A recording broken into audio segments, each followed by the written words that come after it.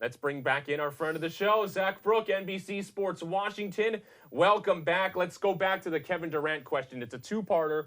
Why would it work for KD to stay in the Bay Area? Why does it work for him to leave? I think in terms of him staying there, it's the safest option. He has money already on the table, and they know that he's not going to be able to play for the foreseeable future, and they're still willing to give it to him. That shows the loyalty. I think it kind of shows that they kind of feel a little bit responsible for putting him back on the court when he was not ready to be there. And I think it shows that maybe this is the safe option.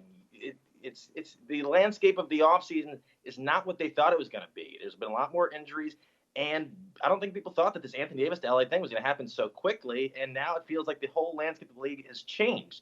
And you also have free agency coming up this Sunday night. And half the league, it's really, if you look at it, it's about 40, I think it's between 40 and 60% of the players in the league are going to change teams. So it's going to be a whole different landscape. The main stars are going to stay on the teams they are unless they're not under contract anymore. But it's going to be a whole different ballgame. And for him to jump ship to go to an unknown like Brooklyn or New York, I think it'd be I don't know if it's the best decision. I know they just lost to Toronto, but he won a couple titles over there, and I think he can win a few more. And I think the best bet would be for him to stay there.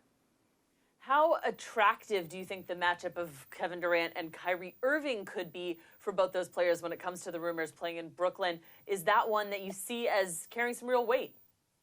I think it's an attractive thing, but you saw what Kyrie did this past season in Boston. And I also saw rumors last week after they were saying that Durant might think about staying, that Brooklyn was getting a little hesitant to just offer Irving the money without Durant. And that's a red flag to me.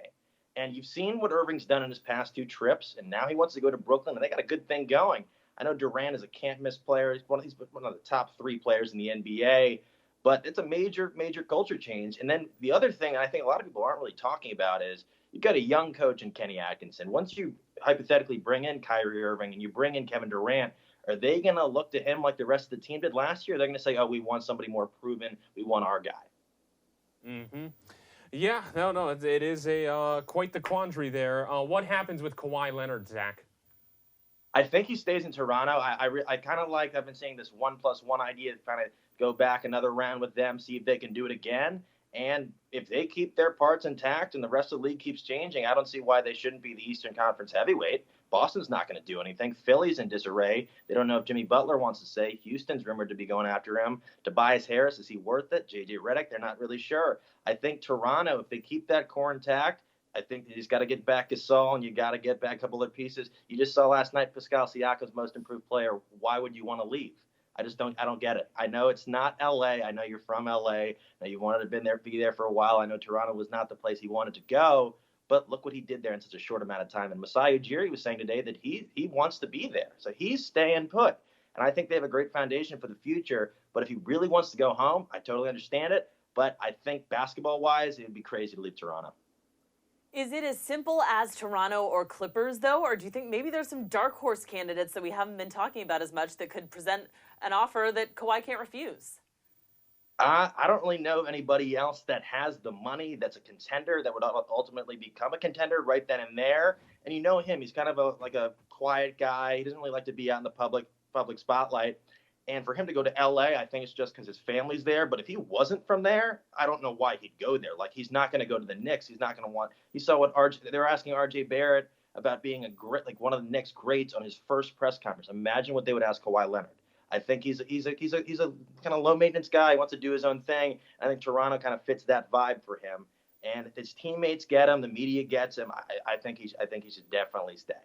I'm with you. Toronto is the best option right now. I think they're also the most stable option, okay? And they can basically bring their entire team back, see what happens, and then you do the one-and-one deal, all right? Jimmy Butler, that is quite the situation as well, what happened in Philly, okay? Because now we're hearing that the Rockets may try to force a sign-and-trade to have Butler. Do you think he ends up there as the summer gets going? I think the Rockets look like an attractive option, but they don't really have much flexibility to move anything around. They've got Chris Paul's $40 million contract. They've got Harden's enormous contract. They just re-signed Capella. They like to be players in free agency, but it's going to take a lot. I know they're talking about potentially doing a sign-and-trade. Then who are you going to – unless Jimmy Butler's taking a minimum contract, I don't know who you're sign-and-trading for. They don't really have that many pieces to move around. You want to do sign-and-trade with Capella? Philly doesn't need a center. they don't need a lot of the pieces that they have, and Chris Paul's aging. So unless Philly is coveting Chris Paul, he's going to be the primary ball handler. So that means, what are you going to do with Ben Simmons? I don't really like that pairing unless Butler wants to take a massive pay cut, which I don't really think he wants to do. So that's going to be an interesting one, too. I don't know how they're going to play that one around. Are there any destinations that you think would make more sense for Butler? I know he's from Texas, so that is appealing there. Maybe Dallas. They've got some money available. I know they're rumored to be offering Kristaps Porzingis the max. If they can maybe playing some flexibility around. But the thing is, you do have a young core there in Luka Doncic and Kristaps, and Jimmy Butler has had issues with some younger players that feel like they're overachieving in the past. If you look what happened in Chicago a couple of years ago, and then you look what happened in Minnesota, I don't know if they want to bring him into that, but he would ultimately make them a contender immediately. So it's gonna be interesting. I think before he was traded to Minnesota, he was a lot more coveted than he is now. But he's still he's a top 5. He's one of the best two-way players in the game, and it's going to be interesting who pays him. And if the Knicks strike out on everybody, that's the kind of guy I can see them giving everything to. Mm-hmm. You know what's crazy about free agency is that happens, okay? Team will lose out on all their targets, and the next thing you know, Timofey Mozgov is getting 4 years, $64 million. Who do you think is going to be the surprise player this year that undeservedly gets a big contract? Oh, that's a good one. I'm not sure. I know D'Angelo Russell's going to get some money, and I think he's worth it. Middleton is the one to me that if he gets the max, I know he's done really well, but if he was on the West Coast and he was the best player on his own team, would he be an all-star in your eyes? No. Probably not. We just discovered Chris Middleton when the Eastern Conference Finals got going. Thanks to Giannis. Yeah, like it was cool. Like, yeah, you pair him with Giannis, it looks great. But Middleton by yourself, do you really max him out? Also you got to think about it, it's Milwaukee. It's a small market. And the thing is, it's not just Middleton they got to resign. It's Brogdon too. And personally, I know Middleton's been great. He's been a great kind of Robin to Giannis. But I think at first, I'm not really sure why they did Bledsoe, but Brook Lopez too. And I personally, if it was between Brogdon and Middleton, you can find another Chris Middleton. I don't think you can find another Malcolm Brogdon. Your prediction on the first big free agent to sign on Sunday when free agency begins? Maybe Kemba Walker. We'll see what he's going to do, because he's been rumored to Dallas. He's been rumored to stay in Charlotte. He's been rumored to the Knicks since he was at UConn.